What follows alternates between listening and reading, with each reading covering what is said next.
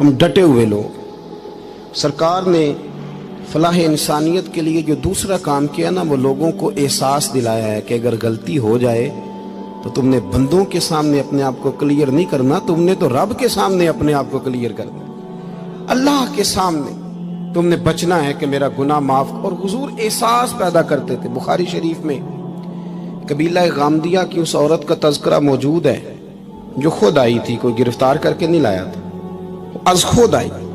احساس پیدا ہو گیا نا گناہ کا۔ یہاں بہت ساری غلطیاں کر کے بھی لوگ جب اپنی بات کرتے ہیں تو کہتے ہیں کبھی یاد تو نہیں کسی کے ساتھ زیادتی کی ہو، یاد تو نہیں کبھی کسی کا، بھئی آپ نے اتنے بڑے ولی ہونے کا دعویٰ کر دیا۔ انسان تو انسان رہتا ہے۔ بڑے بڑے لوگ کہہ گئے کہ یا اللہ اگر انجانے میں بھی بھول گئے ہیں تو ہم سے درگزر فرما، لیکن جب ہم تیار ہی نہیں ماننے کو۔ حضرت انس بن مالک کہتے ہیں وہ خاتون آئی، کوئی پکڑ کے نہیں لایا، کسی 14 دنوں کے ریمانڈ پہ نہیں اسے منوایا گیا، اسے وہ خود بخود آئی، اور کریم محبوب علیہ السلام کے سامنے جب وہ کھڑی ہوئی تو اتنے درد سے میں نے کم لوگ روتے دیکھے ہیں جس درد سے وہ روئی۔ عرض کرنے لگی حضور میں غلطی کر بیٹھی ہوں، مجھ سے زنا ہو گیا، مجھے پاک کر دے۔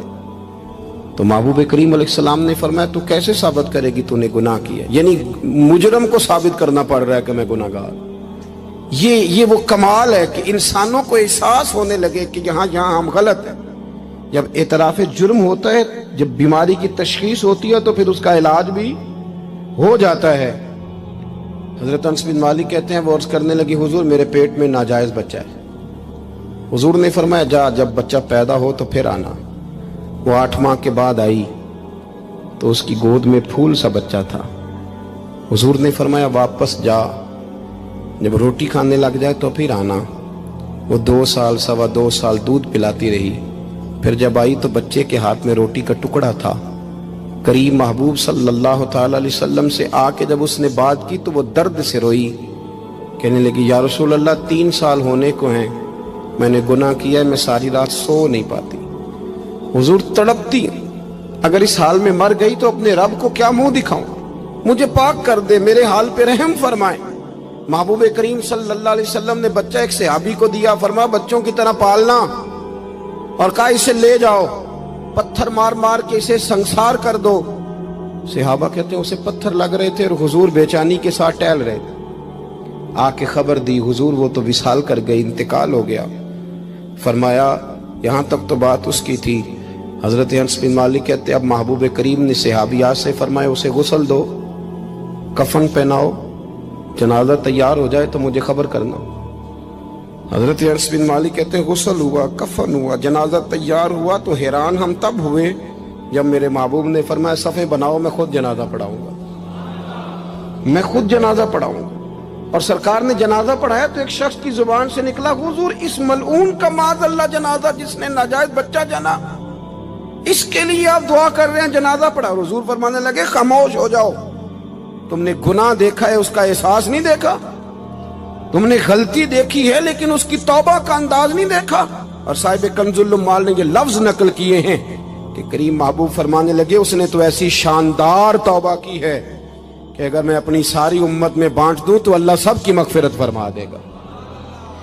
احساس جب پیدا ہو جاتا ہے نا اپنے دل کے اندر کہ یہاں میں غلط ہوں، ان العبد اذا اعترف ثم تاب تاب اللہ علیہ او کما قال نبی صلی اللہ علیہ وسلم، رواہ مشکات۔ حضور نے فرمایا جب کوئی بندہ کہتا ہے نا اللہ میں بھول گیا تھا اور پھر وہ توبہ کرتا ہے تو رب اس کی توبہ کو فوراً ہی قبول فرما لیتا ہے۔ پہلی بات یہ کہ عقائد کو مضبوط رکھیں، مضبوط عقائد۔ اور یہ جو آج کل ایک اور ماحول چل رہا ہے، کوئی تھوڑا ادھر کو تھوڑا ادھر، عقائد وہی درست ہیں جن کی تشریح شیخ عبدالحق محدث دہلوی نے فرمائی، عقائد وہی درست ہیں جن کی بابت حضرت مجدد الفسانی لکھ گئے، اور ان سب کو اگر کھلا کر کے بیان کیا تو امام احمد رضا فاضل بریلوی نے بیان کیا۔ انہی بزرگوں کی باتوں کو کھول کر ہمارے سامنے رکھا۔ مضبوط عقائد کی زندگی گزاریں۔ اور دوسری بات، اگر کبھی کوئی غلطی ہو جائے پھر اس کا احساس پیدا کریں، پھر اس سے توبہ کریں۔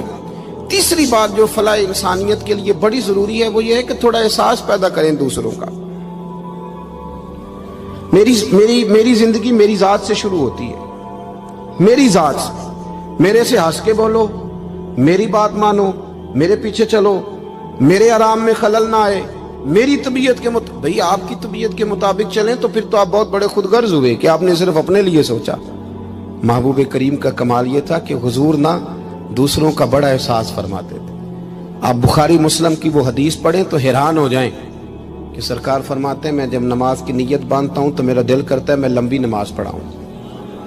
جب میرا کسی کام کرنے کو دل کرے تو پھر میں ساری دنیا کچلنی پڑے تو میں کر جاتا ہوں. لیکن حضور فرمانے لگے کہ میرا دل کرتا ہے میں لمبی نماز پڑھاؤں، لیکن پھر میرا خیال آتا ہے کہ پیچھے بوڑھے بھی ہیں، بیمار بھی ہیں، بچے بھی ہیں. یا رسول اللہ نماز اللہ کی اور خیال بندوں کا. فرمایا میں بوڑھوں، بیماروں اور بچوں کا خیال کرتے ہوئے اللہ کی نماز کو مختصر کر دیتا ہوں. احساس جب طبیعت ہمارے ہاں نا تیزی کے ساتھ احساس ختم ہوا ہے، تیزی کے ساتھ ہم نے اتنی نفی شروع کی. ہمارے تو اہل تصوف میں الا ماشاءاللہ اب تربیت کا طریقہ یہ ہے کہ صرف میں ہوں، میرے سوا کوئی بھی نہیں. حالانکہ طریقت تو اس کا نام تھا کہ میں نہیں باقی سارے ہی ہیں.